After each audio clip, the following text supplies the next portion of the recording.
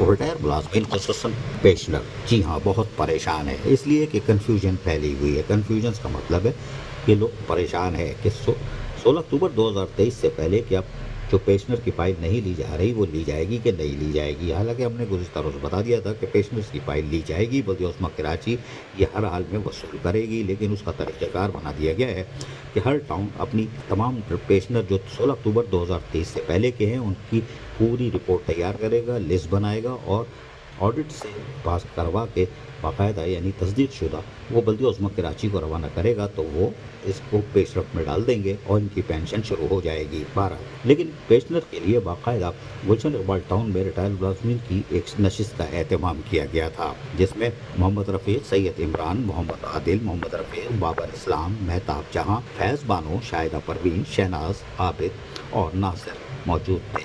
उन्होंने यहाँ अपने अपने तौर पर मशावरत का अमल जारी रखा।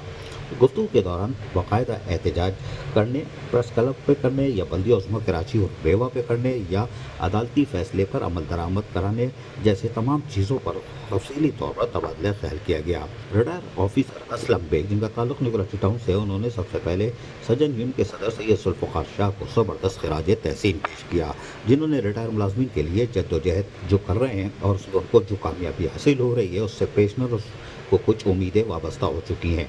उन्होंने मुत्तहिदा कौमी मूवमेंट के सूबाई असम्बली और प्रेस कॉन्फ्रेंस जो करना है और फारूक सत्तार खुसूसी तौर पर उनका हाई में आना, और उन्होंने यकीन दिलाया है कि मुत्तहिदा कौमी मूवमेंट पेंशन और बकायाजात के सिलसिले में मज़ीद कोशिश कर रही है।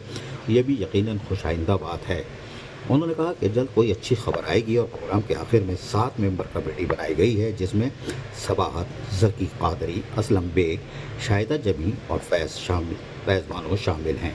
अब देखते हैं कि ये कमेटी आइंदा इजलास किस टाउन में करती है, जहाँ के मुतल्लिका यूनियन को भी शामिल किया जाएगा। अजीज़ आरिफ, KBS बल्दियाती न्यूज़ कराची। ऐसी ही खूबसूरत वीडियोस फ्यूचर में हासिल करने के लिए रेड बटन पर क्लिक करके और बेल आइकॉन को प्रेस करके हम सबके सब्सक्राइबर बनना मत भूलिए।